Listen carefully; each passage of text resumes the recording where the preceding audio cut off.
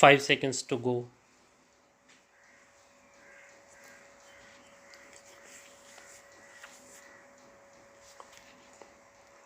Start.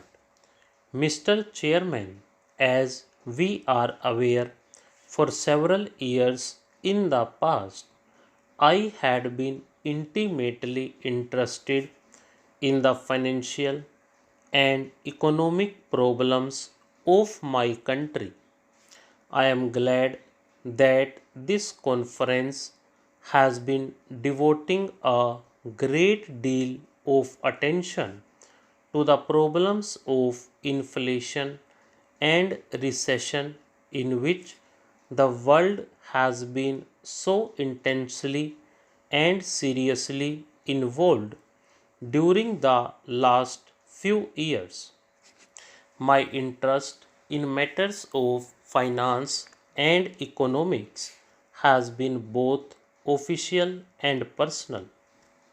In the international sphere, I have followed the apprehension and concern the devastating effect of inflation combined with a persistent recession which caused a steep fall in the prices of commodities and created continued monetary instability.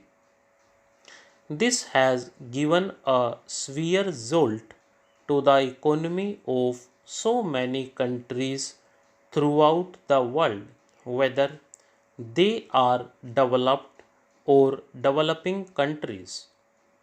Although the sudden increase in oil prices and subsequent further doses of increase have been among the main contributory factors in my view.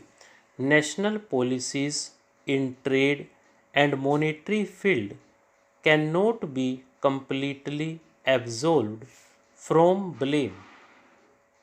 We are therefore today face to face with a problem which, though a legacy of the recent past, is demanding urgent attention.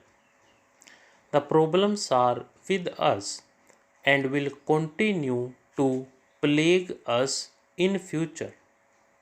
Prudence dictates that the process of recovery has to be brought about on a wider front, even though it has begun in developed countries, it is still weak and faltering in many of those economies. So far as developing countries are concerned, it is not only a question of recovery, it is a question of survival. The developing countries themselves do not present a uniform picture. The poorer among those which are commonly described as a non-oil developing countries have been very seriously affected, and as time passes their plight is going to worsen and not improve unless collective and cooperative action is expeditiously taken to pull them out of a grave and persistent situation.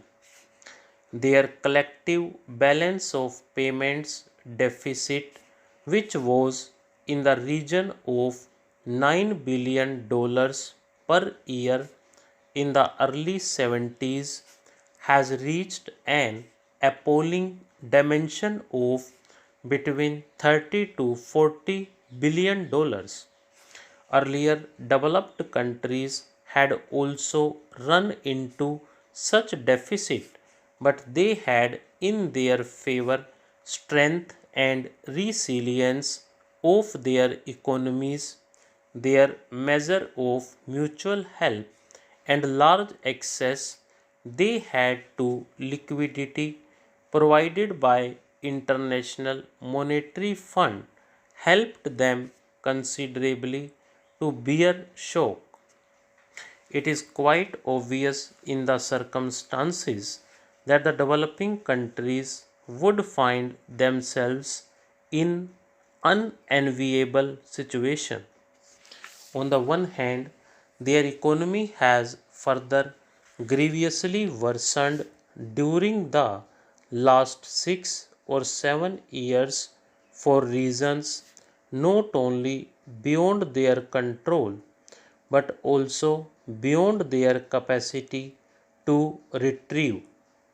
On the other, their own economic strength has substantially diminished. My submission, Mr. Chairman, is that it is not out of charity that OPEC and developed countries have to pull them out of despair and despondency, but the call of humanity and demand of brotherhood, both of which must appeal to a commonwealth gathering like ours, require that their problems revive sympathetic consideration and are meaningfully solved with little delay as possible. These countries are the victims of history, and crisis after crisis has overtaken them while they were still finding their feet after securing freedom from colonialism and exploitation. Political issues, however important, pale into significance when measured against global challenges as well as opportunities in the economy of the next 2 decades. These opportunities have to be taken advantage of in turn, otherwise, they will slip beyond recall. The relations of today or tomorrow between nations are going to be determined not so much by political accord and accommodation as by the manner in which they can be helped to avoid the economic strains and stresses.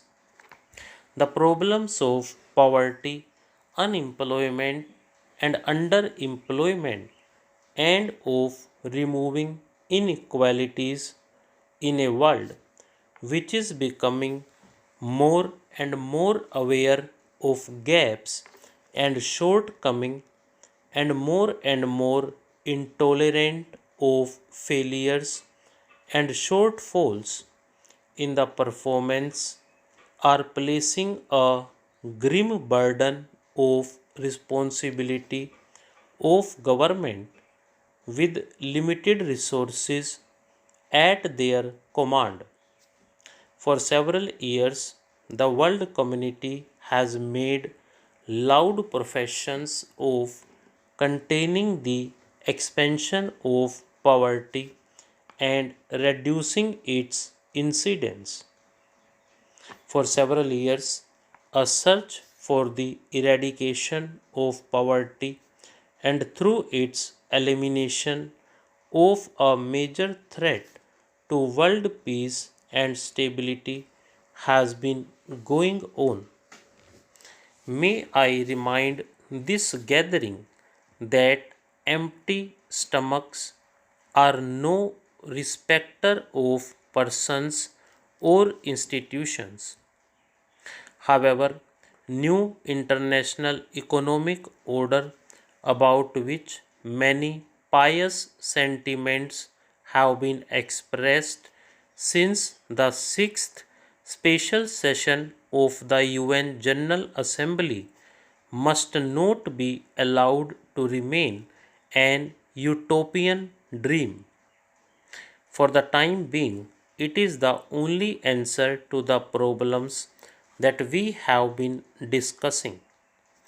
It is a realistic and indeed unnecessary goal if we are to survive the elemental problems which threaten us and thus reach the goal of an international society based on the concepts of equity, sovereign equality, interdependence, and justice for the welfare of the people of this country. Stop.